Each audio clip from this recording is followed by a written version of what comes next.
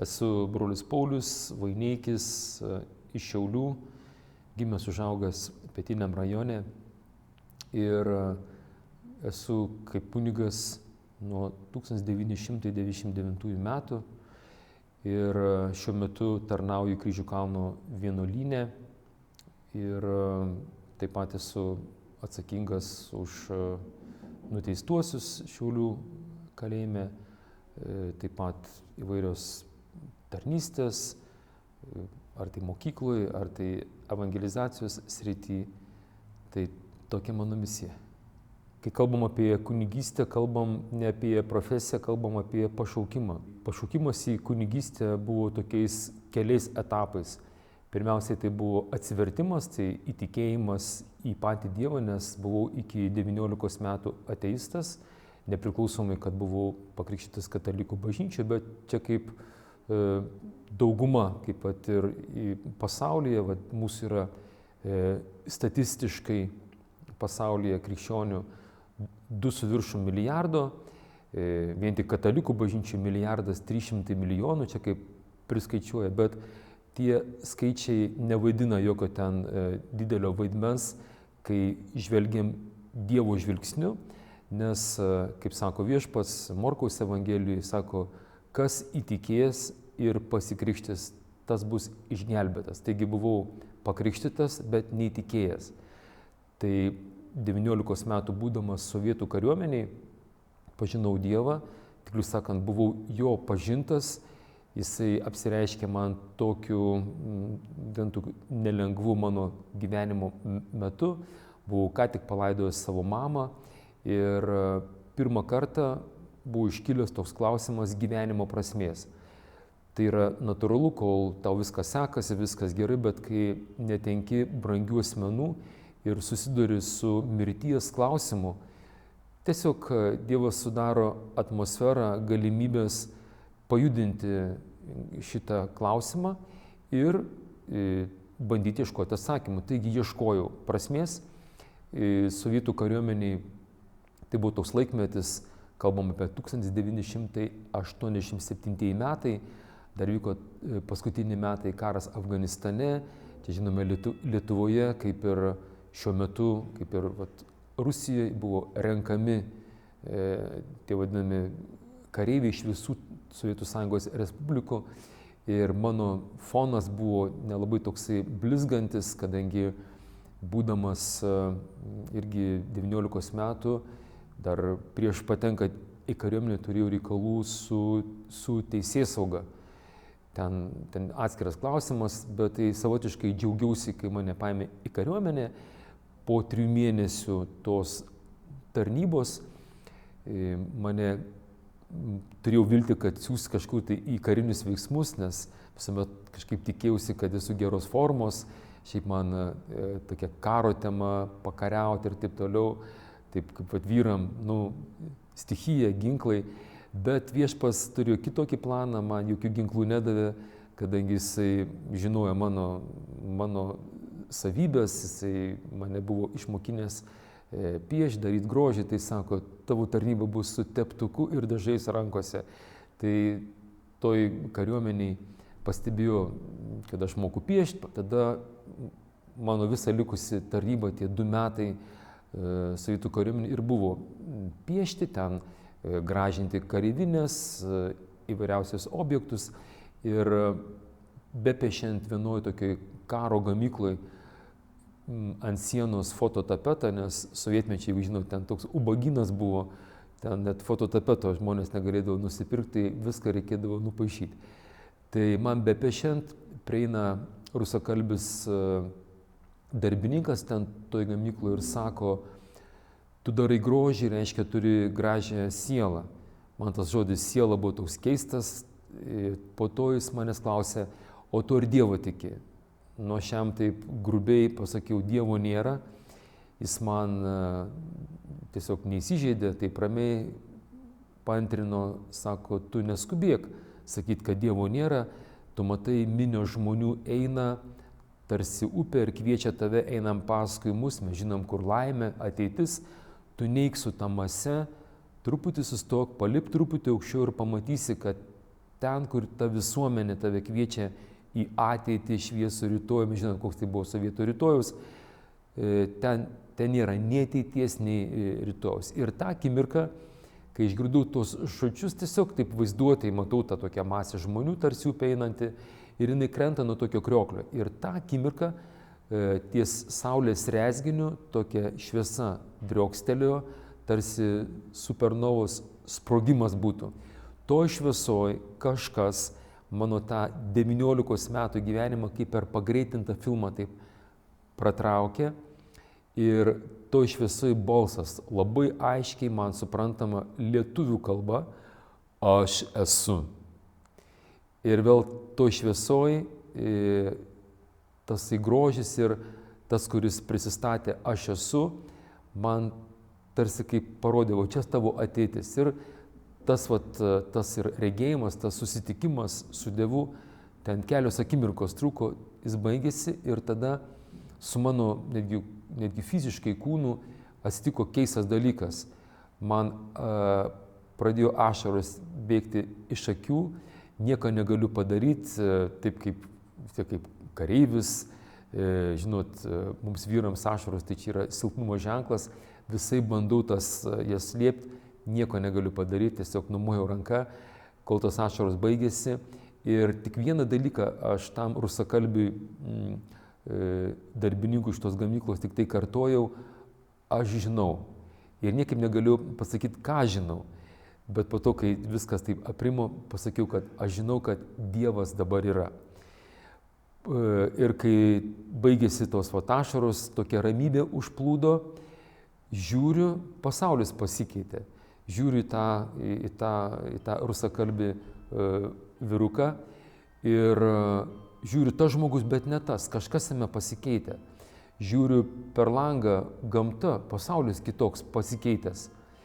Ir toks jausmas, kad kažkas numė tuos, rožinius, kokius ten raudonus akinius sovietmečio ir pamačiau pasaulį visiškai kitokią, kaip tame filme iš tos Matrix, pamačiau, kad realybė. Ir kur tik tai pažiūriu visur, kur tik sukoncentruoju žvilgsniu, tas pats balsas, bet taip jau švelniau tarė, aš esu. Ir taip Dievas tarsi užtvirtino tą mūsų susitikimą, sakydamas, kad jis yra visur.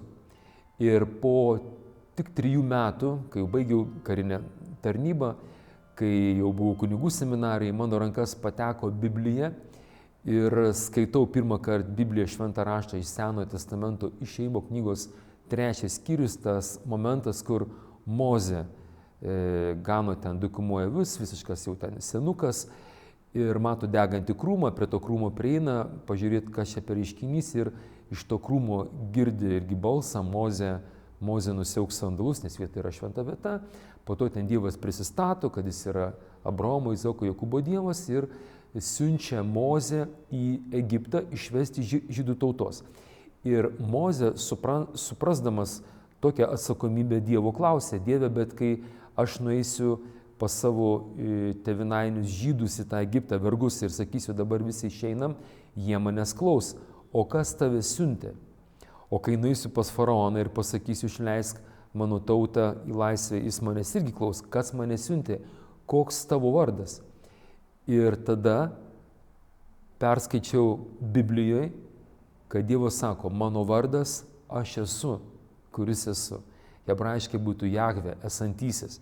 Taigi tai būtų pirmas etapas mano atsivertimo, kai Dievas asmeniškai prisistatė ir sako, taip savotiškai susipažinkim, mano vardas aš esu ir tokia vyko draugystė. Po to buvo antras etapas, tai buvo jau auginimas to tikėjimo, tas rusakalbis darbininkas, pasirodo jisai ten toj sukarintoj gamykloj, jis dirbo elektriku irgi labai simboliškai, nežinote, elektrai atsakingi už šviesą. Tai mes sakom, tarsi kaip tas, kuris atnešė mano gyvenimo šviesą ir tvarko, kad būtų šviesos tiek gamykloj, tiek ir mieste. Ir jo vardas Ginadij Georgievič. Tai jisai po to manęs paklausė, o tu ar Jėzų Kristų pažįsti? Sakau, nu nežinau, kas toks yra, bet kadangi ir būdamas Šiauliuose, kadangi mokėjau piešti, dalyvaudavau ten ateistinio plakato konkursuose, paišydavau kažkokį žmogų ant kryžiaus. Sakau, toks tikriausiai tas toks žmogus ant kryžiaus, sako taip. Ir po to jis man tokiu žodiniu būdu papasakojo, sakydamas, kad ir pasako tas istorijas, kaip Dievas pamilo pasaulį, kad atsiuntė savo viengimį sūnų, kad tasai sūnus gimė iš mergelės Marijos. Ta visa, mes sakom, tai, ką mes dabar skaitom Biblijoje, jis man pasakojimo formai, mes sakom, pristatė, kas tas tikėjimas, kas ta krikščionybė. Ir tada jau dar trečias toksai etapas, kai jau baigėsi tarnyba mano ir jau buvo laikas palikti karinį dalinį, grįžti jau į Lietuvą, dar turėjom tokį susitikimą ir jisai sako, greičiausiai nebe pasimatysim, uždavė klausimą, ką galvoji daryti grįžęs į Lietuvą. Jam sakau, turiu draugę, grįžčiau, kuris jų šeima. Jis taip pažiūrėjo į mane ir sako, kaip būtų gražu, jeigu taptum Dievo kunigu. Tada mano tokia reakcija buvo tokia, savotiškai, taip šiaulietiškai susinervinau, gražiai tariant. Aš nelabai žinau, ką reiškia būti kunigu, tik žinau, kad kunigai negali turėti šeimų. Sakau, mano pati silpniausia vieta, moteris ir vaikai, kaip sakyti, žinai, turėti šeimą savo. Ir sakau, gal ne. Tai mano tas mokytojas sako, tu neskubėk sakyti ne, tu pagalvok. Aš buvau įsitikinęs, kad, žinai, viskas tikėjimas gerai, bet jau to kunigų tai jau ne. Ir po to pokalbio grįžtu į savo karinį dalinį ir kažkas su manim atsitiko, tiesiog girdžiu taip mintyse, tarsi kaip būtų užstrigusi plokštelė. Kunigų. Galvoju, kas čia dabar? Ir jis taip neįkyriai, bet pastoviai. Galvoju, gal man, žinai, truputį gal buvo sunki diena, rytą atsikeliu tas pats, kunigų. Supratau, kad Dievas mane kažkam kviečia, ko aš nenoriu. Ir bandžiau pirmą kartą pergudrauti Dievą. Galvoju, jam užkalbėsiu dantį, taip kaip mes žmonės mokam. Ir gal jisai užmirš. Sakau, gerai Dieve, būsiu to kunigu, bet einam pakalbėti. Pradėjau aiškinti, kad taip nėra paprasta, bet jeigu taip sutvarkysi mano tos, ten tą draugystę, su ta mano, draugė, jeigu liksim draugai, tai tada jau to kunigu būsiu. Ir aš taip, ir po to pokalbio dingo tas balsas toksai kunigų. Ir praėjo gal porą mėnesių ir aš jau toks jau taip sakant, ramus. Maniau, kad jau Dievas užmiršo, bet pasirodo, kad Dievas neužmiršo. Ir jis padarė savo darbą, kaip ir tarėmės. Mes su ta mergaitė, mes labai gražiai įsiskyrėm, likome draugais, bet kai išėjau iš jos, durys užsidarė ir girdžiu toks kaip klausimas. Kaip? Ir pats savo sakau, ką kaip? Ir vėl, kunigu. Supratau, gerai. Tai tada prisiminiau tą mūsų pokalbį, Dievas neužmiršo, kągi, vyriškai daviau žodį, laikomės žodžio. Ta pačią dieną iš jos išeinu tiesiai į Petro Povilo bažnyčią, čia Šiauliuose, nueinu pas kleboną, tada prelatas Jakaitis, susitinkam ir pokalbis toks yra. Jisai mato mane pirmą kartą, sako, jaunuoliu, ko ieškot? Jam sakau, sėskis, reikia pakalbėti. Ir pakalbėjom, sakau, noriu būti kunigu. Jis taip žiūri mane, tai buvo 89 metai, čia ta vadinama perestroika ir taip toliau, atrodo ir tikėjimo atšilimas, bet vis tiek dar daug saugumiečių, ten tų provokacijų prieš bažnyčią buvo, tai jis labai taip atsargiai sako, jaunuoli, o jūs ar bent krikštytas? Sakau, taip, nes mano tėtis, jisai buvo Lietuvos patriotas, partizanas, jisai pakrikštijo mane ir mano dar brolius. Tai sakau, krikštytas, o toliau klausia, o jūs pirmos komunijos esat priėjęs? Galvoju, kas čia ta komunija? Komunija, komunarai, komunistai, sakau, kas čia toks yra? Jis tada taip tokia šypsenikė, sako, jaunuoliai, tai gal jūs pradžiai susitvarkykit, prieikit iš pažinties, pasimokykit katekizmo, kai jau prieisit pirmos komunijos, tada ateisit po metų, gal dar persigalvosit. Tai aš taip truputį įsižeidžiu, bet gerai, ateisiu kitais metais. O mano tas mokytojas, tas Ginadij Georgijus, kuris man ir papasakojo apie krikščionybę, sutvirtino mano tikėjimo tada kariuomeniai, prieš įsiskiriant buvo sakęs tokius 3 dalykus, į kuriuos atkreipčiau dėmesį, jeigu noriu sužinoti Dievo valią. Tai sako, kad tu suprastum, kokia Dievo valia tau, stebėk tuos tokius 3 dalykus. Pirmas, jeigu nori sužinoti, ar vienas ar kitas žingsnis yra iš Dievo, susirask Dievo žmogų ir paklausk jo. Antras dalykas, stebėk ženklus ir trečias aplinkybės. Čia buvo viskas aišku. Koks gali būti dar didesnis Dievo žmogus mieste, Šiauliuose, kaip Šiaulių bažnyčios klebonas. Čia viskas aišku. Toliau, ženklai. Ženklai buvo geri. Tikėjimas yra, Dievas vykdė savo namų darbus, mes, kaip sakant, tapome draugai su mano, drauge, kliūčių nebėra. Ir dabar aplinkybės. Ir aplinkybės turėtų būti, bet pasirodo, aplinkybės dar trūko vieno komponento. Nesu pasiruošęs, nežinau, kas ta katalikų bažnyčia, o jau noriu tapti kunigu.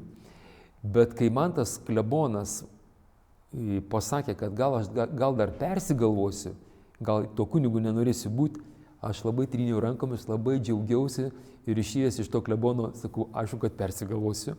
Ir tada kažkaip Dievui sakau, žiūrėk Dieve, tu savo žodžio laikysi, aš savo laikiausi. Atėjau, paprašiau būti to kunigu, tas kunigs manęs sakė, gal dar persigalvosiu, tai priimu iš tavęs, kad tu čia ir nenori, kad to kunigu būčiau, tai aš gal to kunigu ir nebūsiu, persigalvosiu.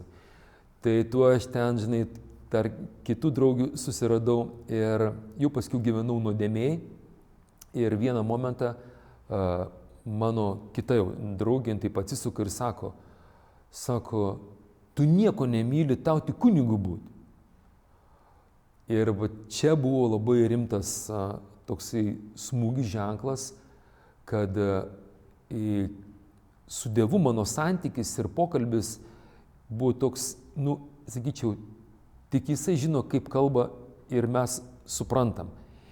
Ir kai aš pamačiau, kad Dievas panaudojo netgi tą merginą, kad man primintų, kad jis nepakeitė savo kvietimo, pašaukimo, jis nepriklausomai, kad ir kaip aš gyvenu nuodėmėj, jisai vis tiek laukia mano atsakymo. Tada aš išsigandau, taip buvo labai rimta. Kai man pasakė, tau tik kunigų būt, galvoju, iš kur tas žmogus žino. Tada tą pačią dieną kambarį atsiklaupiau, jau tada verkiau kitokiom ašarom. Sakau, Dieve, atgailauju, supratau, kad čia labai rimta, tu į tai žiūri rimtai. Sakau Dievui, Dieve, aš nežinau, ką reiškia to būti kunigu. Bet kadangi kariuomeniai mane kaip kareivį išmokino tokį svarbų dalyką. Kareivis nesvarsto karo vado įsakymų, jis paklūsta. Tai šito principu, aš sakau, mano Dievas karo vadas, sakau, imk mano ranką, vesk mane, nežinau, kas ten tas kunigs, ne kunigs, klausau tavęs. Ir įvyko tas ir lūžis, kada galutinai apsisprendžiau nebesimėtyt ir tuo keliu. Ir nuo to momento jau eina, tuoj bus 30 metų, kaip esu šitam kely, kaip esu, kunigu, greitai irgi bus jubiliejus. Tai tokia mano istorija. Ir gal čia tik būtų mažytis niuansas, yra kunigai, klebonai, yra dioceziniai kunigai ir kaip matote, aš esu dar ir pranciškonų vienuolis. ir vienuoliai kunigai. Tai man kunigų seminarijoje, kai susipažinau su pranciškonais, tai ir man labai patiko šventasis Pranciškus Asyžietis. Aš sakau, noriu sekti Jėzumi Pranciškaus būdu, nieko neturėti, būti laisvas nuo visko, būti kaip tas laukų, žinai, paukštelis. Tik man buvo klausimas, o aš galiu būti ir vienuolis, ir taip pat, nes mano tai pašaukimas kunigų būti. Tad šito vienuolių tik, mes sakom, sakykime, toks, kaip čia pasakyti, toks priedėlis būtų. Tai gavau atsakymą, mane nuramino broli, taip, tu gali būti vienuolis kunigas, taip. Tai šiandien esu tas pranciškonas ir kunigas. Amen.